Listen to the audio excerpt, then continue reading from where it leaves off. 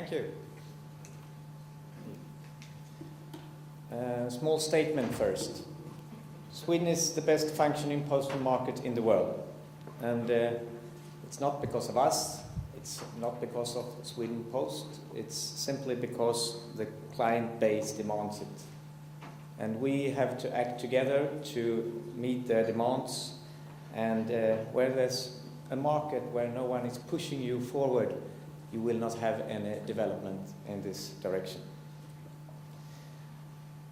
Mats Forsberg is my name. I'm running the company Bring Citymail. I've been working with the company since 1998, and I've seen the company grow to the multi-million company it is today.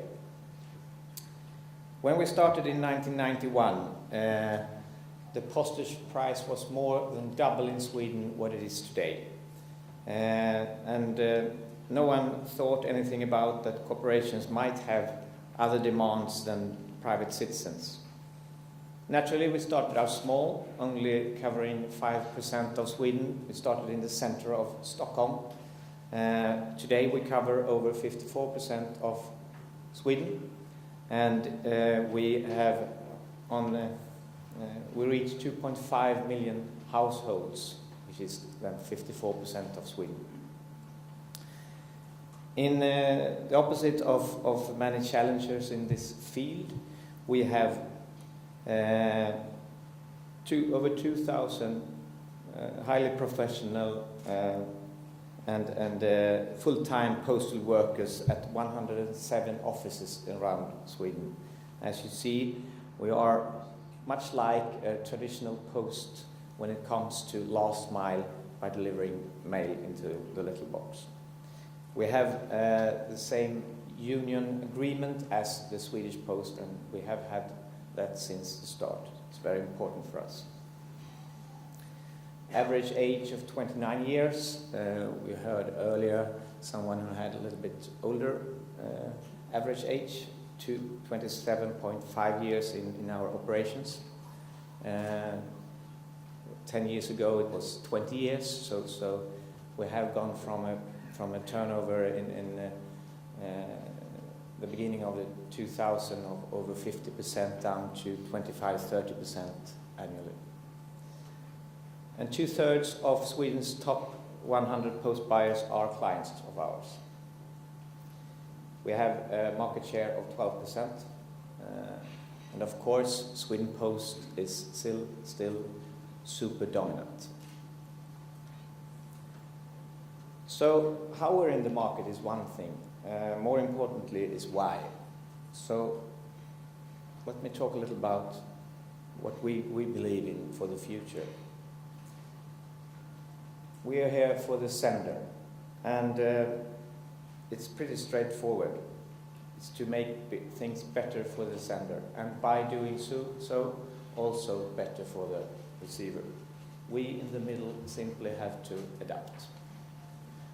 When we started in the beginning of the 90s, we saw a very inefficient monopolist, and all the development was to make things better for the monopolist. It was inside out, and the customers weren't very happy about it. The price development was not so good, and they really hadn't defined who was the customer, who is the client. Everybody's a client.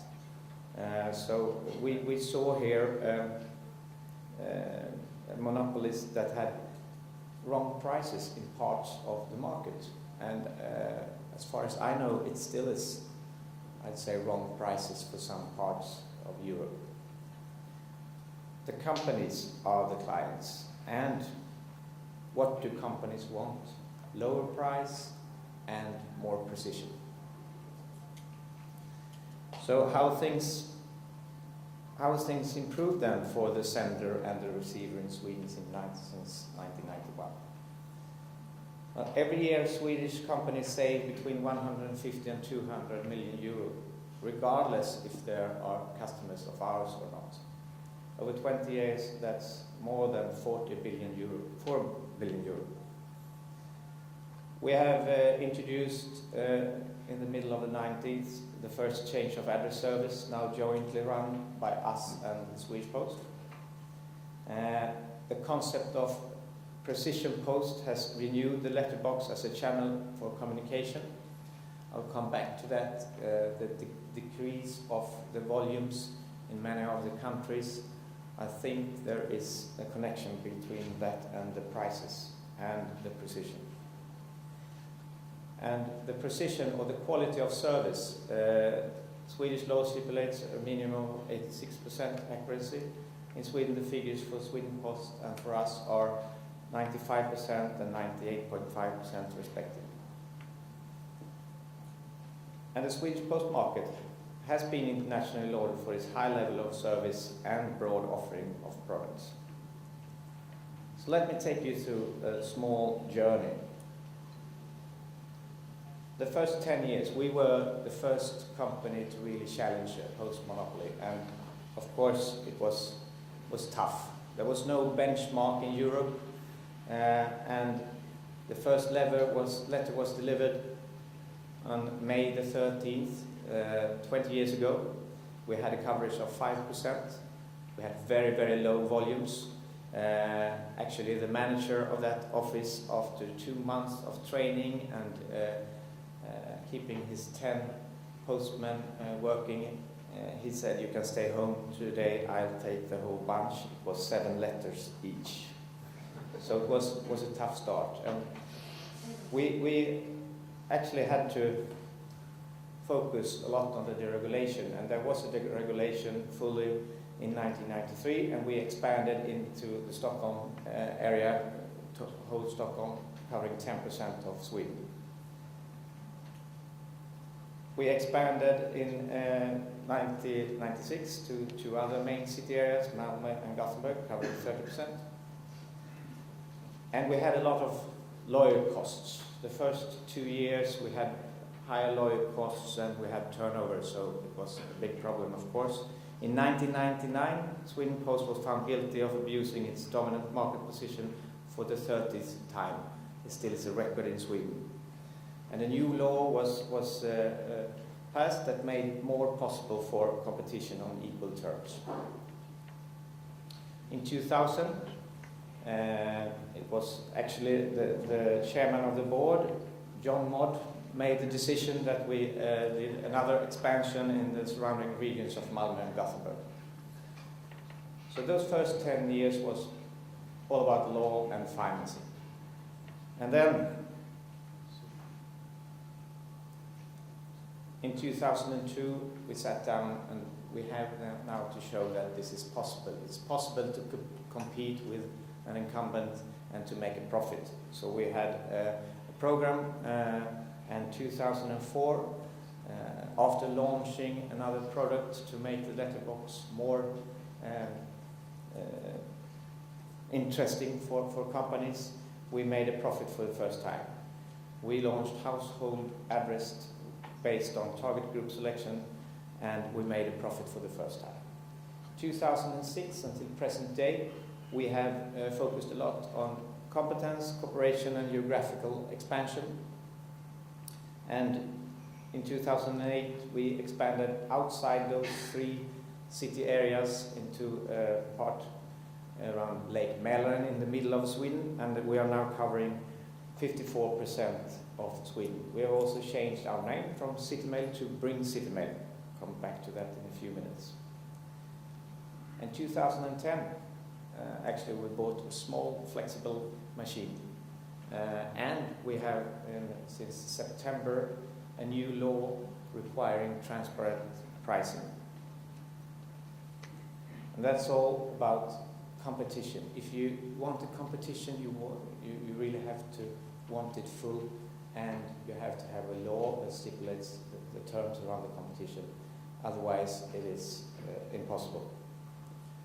I think this earlier was a question if it has been a good investment starting Citymail and then Bring Citymail. Over those 20 years, I don't think so, no, of course.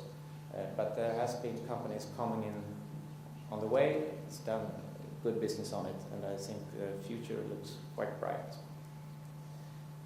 In the meantime, what has happened in other countries, what we see around us, all the prices, as I said earlier, has gone down. And it's not just our prices. I'd say Sweden Post is one of the most efficient postal operators in the world. And as I talked to my colleagues in the break here, what they saw before the break, they did in Sweden 10 to 15 years ago. They can recognize this. And it's been pushed then by competition, now it's pushed by volume decrease. But the prices has gone down to half, and in Europe the prices has gone up. And what we see, what I think in the future, it's very important to not to compensate lower volumes with higher prices. Because it will mean lower volumes, and then you have to compensate with higher prices, which will mean lower volumes compensated by higher prices. It's very difficult, yes, and it's very difficult for someone who has 100% of the market to start with. But as we see in other countries, our neighbor country, 10% volume decrease in Denmark and only 2% in Sweden. It has to have something to do with the prices that are up to 3 times higher than in Sweden.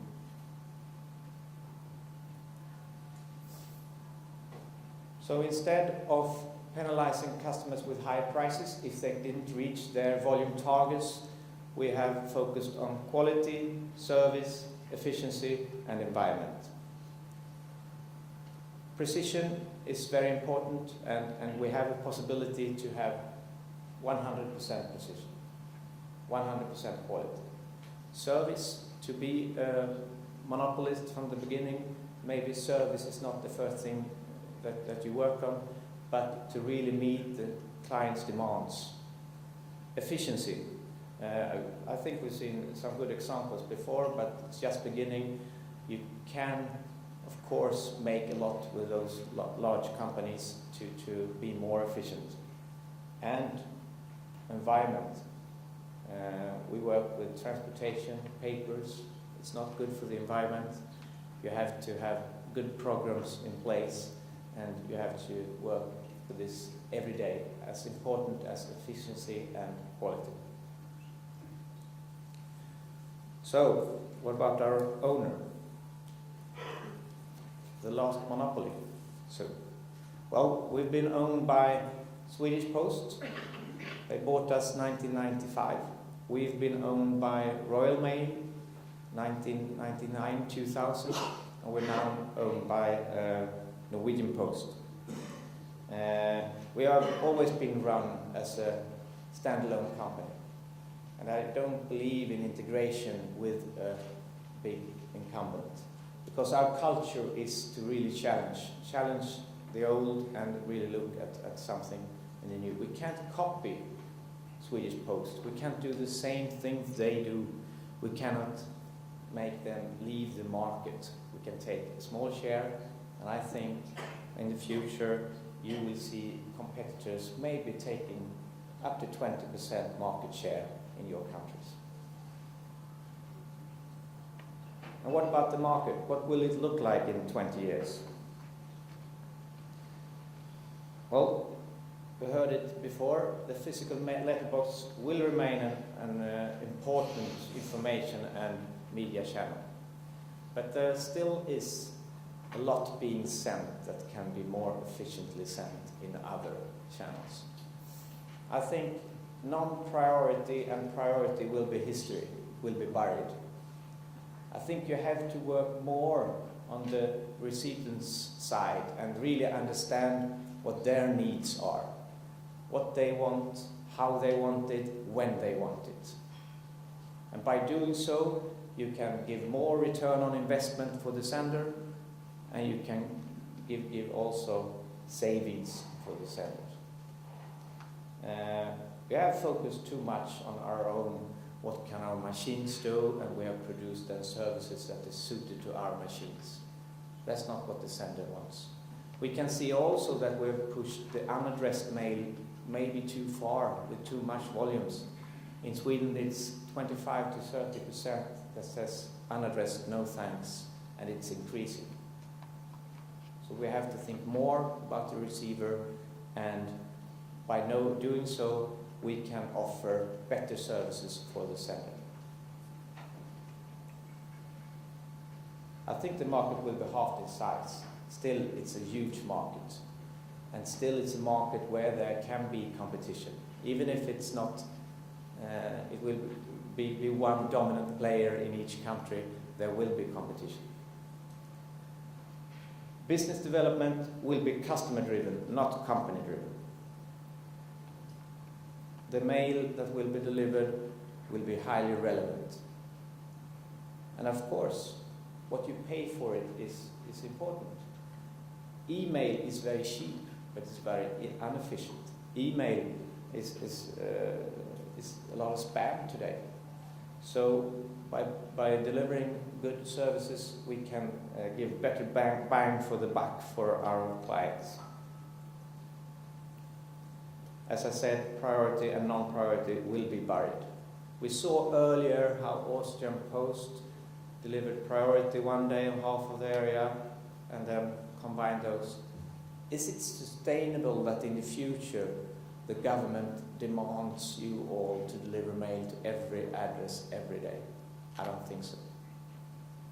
The sender don't want it, and the receiver, I don't know. The new generation, they don't want it. So there will be big changes in the business models for all of you. I think competition is good for everyone. Of course I do. Senders, receivers, and the incumbents. And I've often heard from Sweden Post that they are very, very happy that they have competition in Sweden. They wouldn't have been able to do all those things they've done if they hadn't had competition. But increasingly higher prices will fasten the substitution. Embrace this. Thank you very much.